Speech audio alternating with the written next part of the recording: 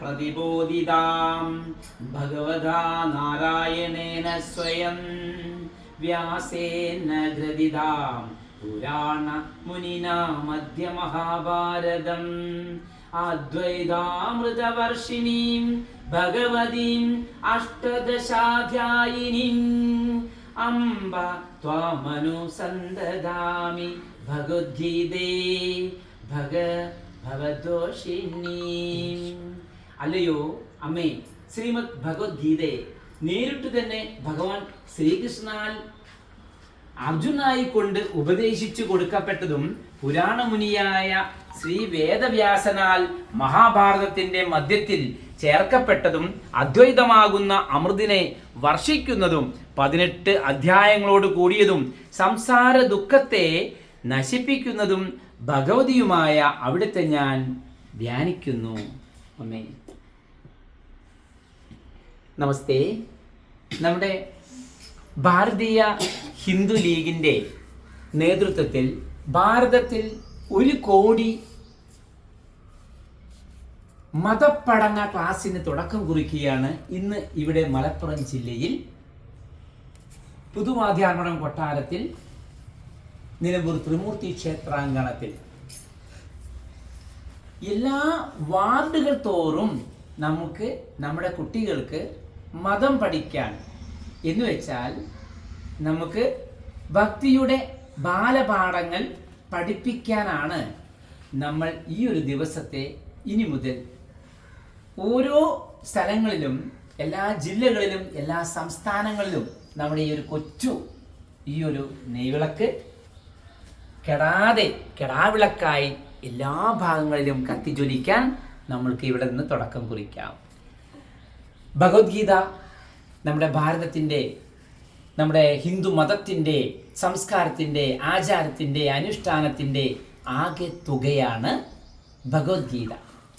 ഈ ഭഗവത്ഗീതയാണ് നമ്മുടെ വിശുദ്ധമായ ഹിന്ദുവിൻ്റെ ഗ്രന്ഥവും. ഈ ഗ്രന്ഥം പാരായണം ചെയ്യുക, ഓരോ വീടുകളിലും ഭഗവത്ഗീത നിർബന്ധമായിട്ടും നമ്മൾ വാങ്ങി വായിക്കണം.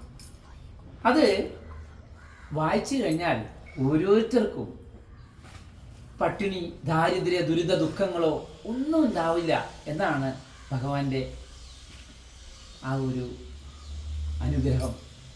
അതുകൊണ്ട് നമ്മൾ ഇവിടെ തന്നെ ഭക്തിയുടെ ആദ്യ ബാലപാഠങ്ങൾ ഭഗവാൻ ശ്രീകൃഷ്ണൻ ഭഗവാന്റെ ആ ഒരു വൈകുണ്ഠനാഥനായ ഭഗവാൻ ശ്രീ ഗുരുവായൂരപ്പനാൽ നമുക്ക് പറയാം. നാരായണ നാരായണ നാരായണ നാരായണ നാരായണ നാരായണ നാരായണ ഗോവിന്ദ.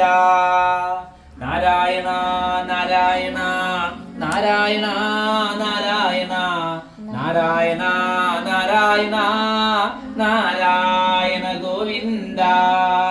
കൃഷ്ണ ഹരേ ജയ കൃഷ്ണ ഹരേ ജയ കൃഷ്ണ ഹരേ ജയ കൈത്തൊഴുന്നേൻ.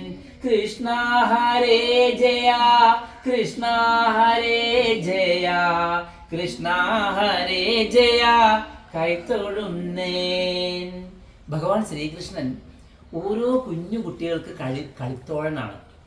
ഓരോ അമ്മമാർക്ക് സ്വന്തം മോനാണ്. അങ്ങനെ ഓരോ രീതിയിലാണ് ഭഗവാനെ ഓരോരുത്തരെ ഇഷ്ടപ്പെടുന്നതും പൂജിക്കുന്നതും പ്രാർത്ഥിക്കുന്നതും എല്ലാം. ഭഗവാൻ ശ്രീകൃഷ്ണൻ എന്ന് പറഞ്ഞാൽ ഭഗവാന്റെ ആ ലീലാവിലാസങ്ങൾ കേൾക്കാത്തവർ ആരും തന്നെ ഉണ്ടാവില്ല, അല്ലേ? ഭഗവാന്റെ ലീലാവിലാസങ്ങൾ കേൾക്കാത്ത ഒരാളുണ്ടാവില്ല. കാരണം കൃഷ്ണന്റെ കഥകൾ എത്ര കേട്ടാലും മതിവരില്ല എന്നുള്ളതാണ് ഇതിൻ്റെ സത്യം. അപ്പോൾ എന്നും നിത്യവും നമ്മൾക്കും ഹിന്ദുക്കൾക്കും മതം പഠിക്കാൻ നമ്മൾ ഭഗവത്ഗീത പാരായണം ചെയ്യുകയും കഥകൾ കേൾക്കാനും സത്സംഗങ്ങളും നാമജപങ്ങളും അങ്ങനെ കീർത്തനങ്ങളും ശ്ലോകങ്ങളും ഭജനകളും എല്ലാ വീടുകളിലും നിർബന്ധമായിട്ടുണ്ടായാൽ നമ്മുടെ മക്കൾ എല്ലാവരും സത്യം, ധർമ്മം, നീതി ഇങ്ങനെ നല്ല കുട്ടികളായിട്ട് മാറാൻ സാധിക്കും. ഹരേ കൃഷ്ണ, ഹരേ കൃഷ്ണ, ഹരേ കൃഷ്ണ, കൃഷ്ണ കൃഷ്ണ, ഹരേ ഹരേ.